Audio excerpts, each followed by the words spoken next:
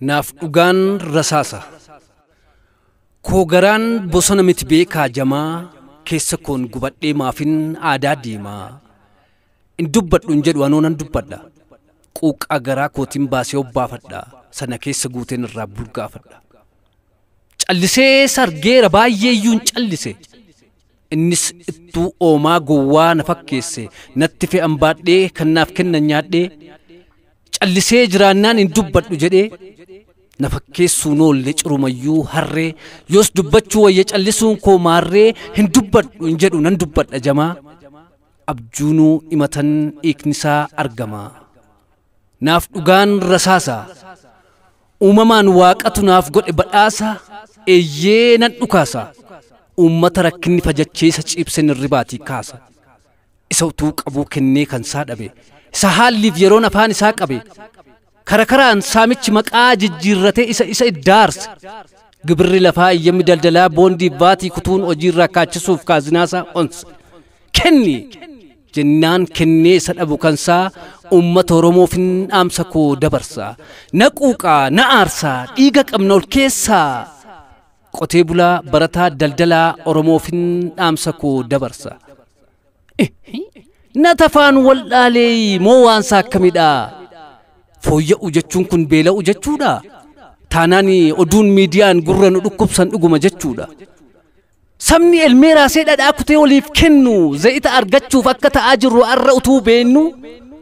Badhaadhuu uummataa fooyya'u Oromiyaa inni nutti manii hin barbaachisu maali yoo dhiisanii eenyutu wallaale eenyutti musaan. Yookaan fooyya'u jechuun kun beela'u yoo ta'e uummanni Oromoo dhuguma fooyya'e. Jiruuf jireenyi isaaf mijateetu jira. Boqqolloo mukti tokko warra qarshii 10 miti akka dura. Yuuriyaadhaaf daappiin xaa'oonis gargaarsa tola isaaf kennama. Kanaaf qotee bulaan kophee bitachuu dadhabee miilli qullaa deema. Mirgi dargaggootaa baay'ee kabajame. Kanaaf digiriif diploomii baatee waan hojjetu dhabee qaqqaana'aa deeme. Aariirraan kan keessuusiidhaaf bitamee tamboof mashataatiin garachisaa dhume. Aadaaf seenaan uummata Oromoos baay'ee gabbifame.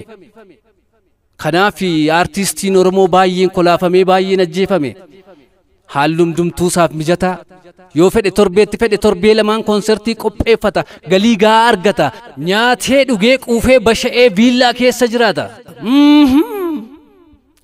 Utuu sabni keenya miilla qullaa deemuu fooyya'u jireenyaa isa kam nutti himuu? Utuu sabni keenya dhabee moofaa uffatu? Dhabee waan nyaatu beelee hamuummatu of danda'uu keenya afaaniin dubbatu waaqnurra beelee isaanaa gaafatu. Baay'een dippiloomaa kaan digirii baatee carraan jireenya isaa mana taa'uu taate qotee bulaa jalaa lafti booji'amee kan maraate meeqa kana fajjeese yoo jireenyi itti cime. Inni isaaf tole jireenyi qofaasaa nuu gadduu mannaatii soba nutti asaasa. Waashaatti namminee karaan bahaa dhibdee. Dukkanni dheerattee biiftuun ba'uu diddee eelaan nu qabattee gaariin nurraa hiiqxee rakkinniif gadadoon mataarraa nu xiixxee. Kunoo bara kana bara saayinsiif teekinooloojiin bal'atee guddate kan ilmaan Oromoo ganamas galgalas boo'ichuma taate.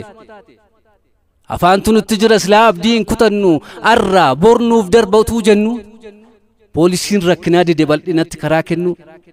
Gammachuuf jireenya bishaan gama keenye hirqinfannee boonya asii dhiphuu gidduu teenye hirqinfannee boonya gammachuun jiraachuun yaa Rabbi yoomumaa kan keenya yoom nurraa kaasuuf yaadda'uuf dhiphachuu yoomitti beellamte nuuf guyyaa gammachuu kan nuu mi'oosii ofiinoon dhalanne ni jiraanna jennee jiraachuu dadhabne kumaatamaan dhumee sabni kee lafa bal'aa ho'aa jedhee nuuf kenne harki kee. Utuu balleessanii caanqaa kee daangaa kee an abbaa biyyaayyuu Oromticha boonaa lafti duran kaakee. Erga gaafa tokko jedhee daangaan biyya keenya Oromiyaa diigame waanni aja'aa tortoraan rakkinaaf gidiraan fiigee nutti ol dhamme. Facaanee maatiin gargar baanee gammoojjiif baddaatti argita yaa Rabbi ilmaan Oromoo irraa rakkoo nafe jiraa xiqqoomma guddaatti.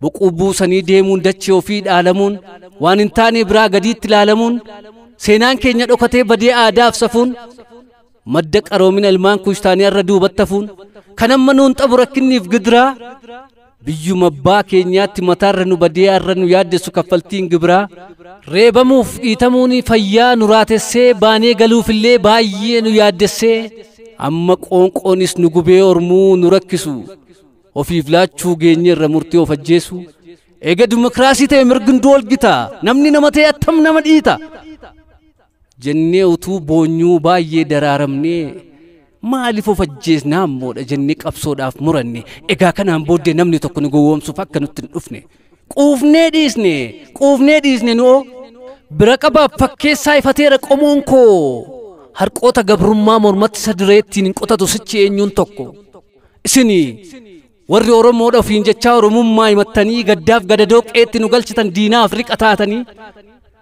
arraba dhadhaa dibachuun eegee raasaa fiigdanii isiniif ijaarra jechaa warri galma sabaa diigdanii dhiisaa maaf dadhabdu maaltu isin rakkisee bu'aa ba'iin jireenyaa guyyaan isa barsiisee mi'aa jechaan mirqaan Oromoon kaleessa quufee dhiise si'achi qabsoo Oromootu duubatti deebi'a jettanii yaaddaniitu abadan akkasii yaaddan taanaan ofii gowwoomtaniittu reeffa obboleessa isaa of cinattutu argu sodaa cabsee qoma dhiibee kan inni harka isaa duwwaa rasaasatti fiigu sobamee sossobamee kennee kan isaa dhabee harkaa luqqa'ee qotee alagaa nyaachisee beela'ee agabee gatii joormaa isaatiif kaffaltii na'aafu galatallee dhabee murannoo dhumaatiin yookiin du'e yookiin jiraachuutiif wallaansoo jalqabe sichi haala kamiin duubatti hin deebi'u qabsoon dhaloota qubee shira gantuuf galtuutu aarsee garaacha gube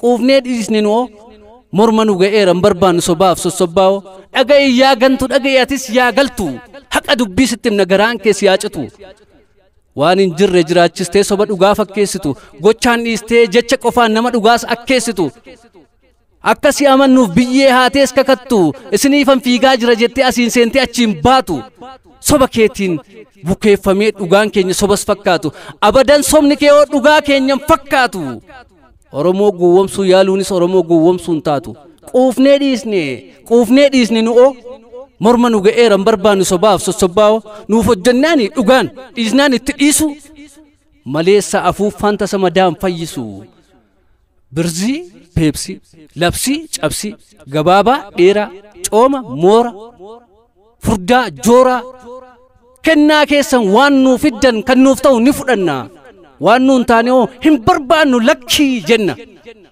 malee hamma yoomitti coramnaa hanga yoomitti si dhoramnaa nutoo 4GB miti titiisa ija kalaamsuyyuu adda baasnee beekna nu ilmaan ayyuutiimi abshaalummaas qabna somnee doofaa fakkaanna garuu dagattanii nun seenaa doofaa nutoo akka kaleessaa miti gugee qofa sichi diina keenyaaf takka gugee takka bofa arra nuuf mijachuu baates jireenyi irra lafaa mataa nu dha'anis biyyee nyaannee kaanee ciniinnannee akka bofaa isa gootonni keenya baay'een itti wareegaman baay'oonni isaanii immoo eelaa isaan dullooman seenaa fi eenyummaa keenya jiraachisnee har'aan ga'anneerra diina baduun keenya isa gammachiisuun Oromummaan hin badu jennee afaan qabachiisneerra bara ammaa taasana dandamatee har'a ga'ee boriif ammoo dhalootni qubee nu jirree hin badu seenaan keenya hin badu eenyummaan keenya jiraannee jiraachisuuf waan keenyaaf nutuun geenya